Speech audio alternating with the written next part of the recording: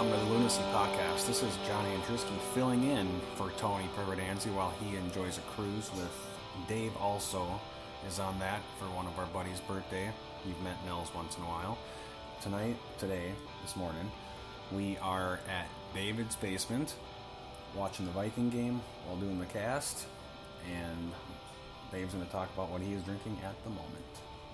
Yeah, so it's the Vikings and Packer game. Oh, I apologize. There is another team playing. You're in my house, though. Okay. The more important team was left off. But I forgot they play two teams. Yes. So I am drinking. I decided to take a little shift of what we drink, and I am drinking Sociable Cider Werks. I love their cider. I've never really been a big cider guy. And then for our St. George's Day party that you conveniently could not attend, I got a bunch of cider because I figured people might want cider. And so I've been slowly trying to drink through it.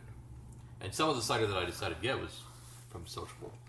And it's fantastic. So I'm drinking their Shandy Apple. And, I think one of the cool things that they do is that on every box, they have the flavor profile.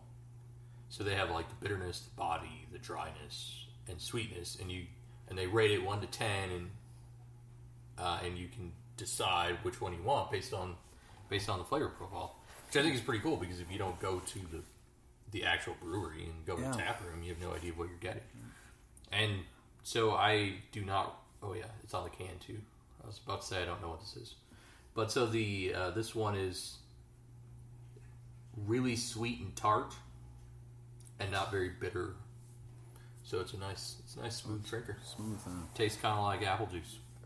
No, I like that idea. You're not going in wasting money. You might not like it, but they give you all the info you need, and you know what you like already. Yep. So so they're Northeast, just north of Broadway, and on Fillmore. Taproom, I haven't been there yet. It's on my list. Really want to get there. So that's what I'm drinking.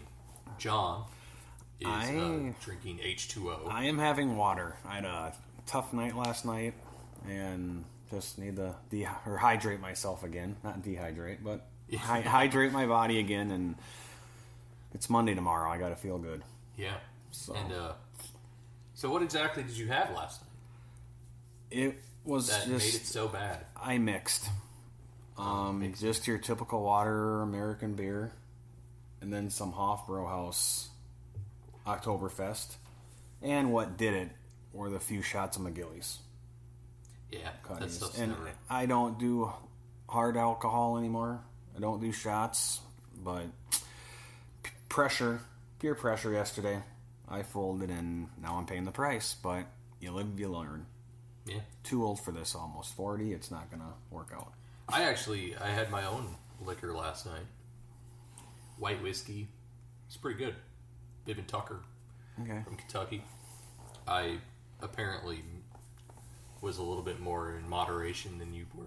I think so, yeah. I also didn't shoot mine, which probably helped. We've got 2 games to talk about. Yep. And I will say, that I'm filling in for Tony. You guys gel. You 3 guys gel. I'm going to do my best, and we'll have to go from there. Sounds good. So, we were going to try to have them call in from their cruise. He texted me to say that they'd be able to test the audio, getting some weird feedback from the phone. So I just got a text from them that they're not going to this time. So that's fine. And let them enjoy their vacation. Yeah, exactly. So we'll let them do that, and we will give this the old college try and see how it works out. So just bear with us. So we had 2 games to talk about. We've got DCU from Wednesday night, and then Real Salt Lake last night. We'll obviously start with Wednesday's game against DC. We got to see Wayne Rooney. We got to see a new stadium and in Audi Field. And it looked pretty nice. It looked pretty empty, too. Yes, it did. So that's maybe a good or bad thing. I guess it was a midweek game. And they also had a hurricane coming.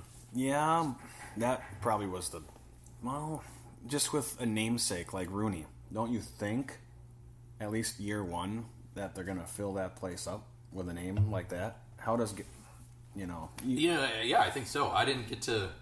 I was going to try to catch some highlights of from last night. In fact, I don't even know if they played. But I wanted to see if, a Saturday night game or a weekend game is better than a midweek game. I don't really pay attention to their attendance, so maybe they're a lower attendance anyway. I'm not sure. They were before the new stadium anyway, right? Yeah. And then now, of course, this year they've been bouncing all over the place when it comes to where they've been playing since RFK was out of the picture. Mm-hmm. So, but yeah, I mean, the stadium looked nice, and, honestly, I think, right off the top of the bat, I think we had one of our best away games that we've played all season. And with the fact that we lost 2-1, that kind of makes that loss a bigger gut punch than what it should be. What I could considering say, how bad we are now, anyway. With that match, though, if it again wasn't for Shuttleworth, it could have been 8-0. Oh yeah, he had some stellar saves. I was just, from what I saw from it, he was a lone defender there. Yeah, like always, and then eventually, when you're getting all those shots on you, you're going to let one in, and you can't blame yourself because you can only do so much. Right, exactly. So let's get into it. I've got some notes on some different things. We had initially in the 26th minute Romney to Acosta. I think Max didn't necessarily pressure enough and allowed a nice pass. And then, of course, Birch completely blew his assignment and allowed Acosta a free run. And, I'd like to blame Birch completely because I really don't like Mark Birch at all. Reality is I can't, because it kind of started much earlier than that.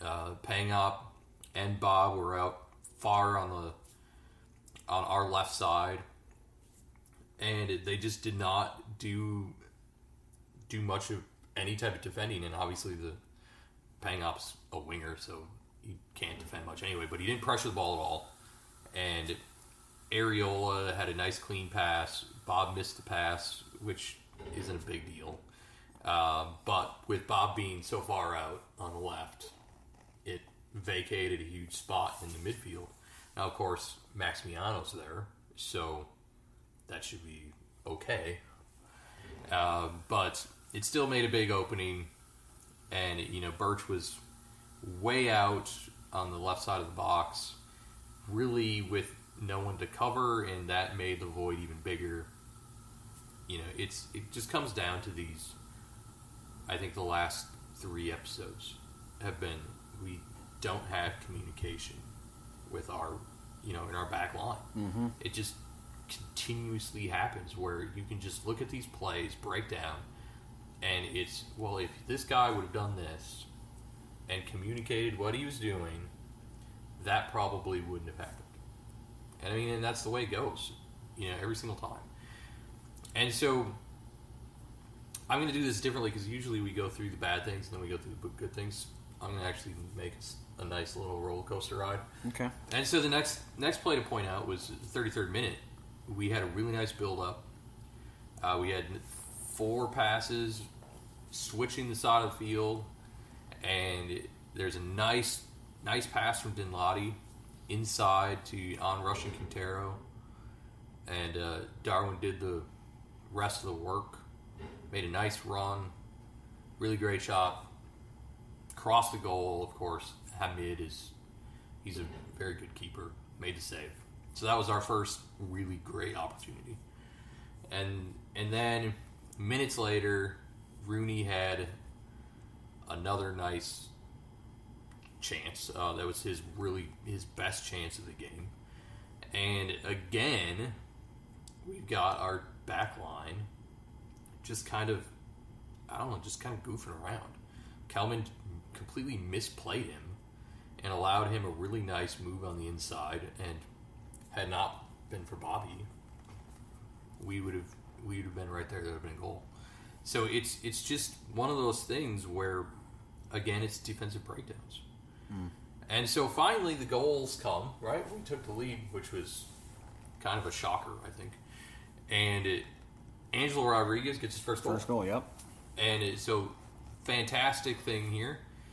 It was really kind of an individual effort, which was great because that's what we brought him in for. We wanted that forward. It was a nice goal. He just kind of do this. Never quit. Yeah, exactly. And it was passed from Darwin, and he took the rest away. The initial shot was, it was a poor angle. I don't know if it would have gone in anyway.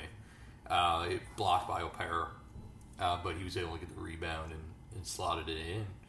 Got an unassisted goal. First goal again. And, this is always one of those things where you've got to say, maybe that's the goal that will open it up, right? There's so much mental work within a game that he got his first goal. Maybe we're going to see more. So hopefully we do.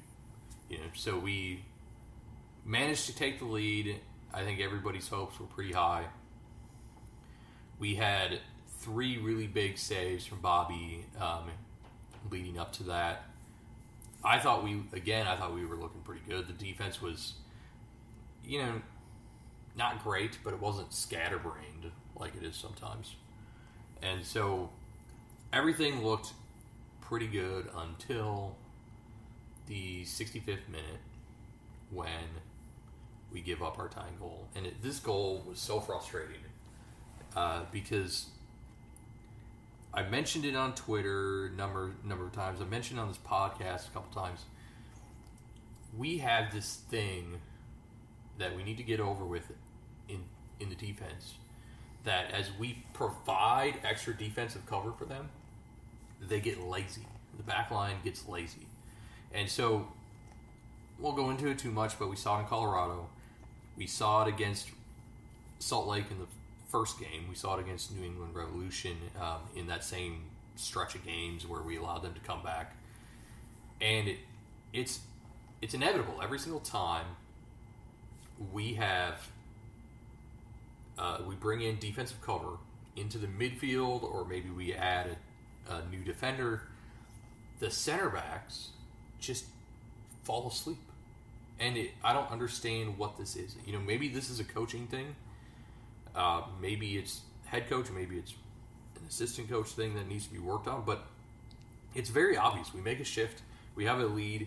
We make a shift to help out, and we lose it. In this case, it was the first game that we were playing both Max and Bob. So now all of a sudden, not only do they have 1 6 in front of them, they have 2 number 6s in front of them. And so here we are, the defense kind of falls asleep, and, Bob did well to pressure Rooney and push the ball outside to Areola. Rooney makes a run a jog really, into the box, and no one really looks at him.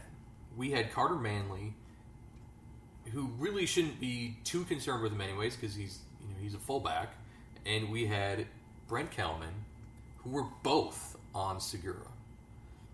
And instead of shifting, Brent leaves Rooney all alone.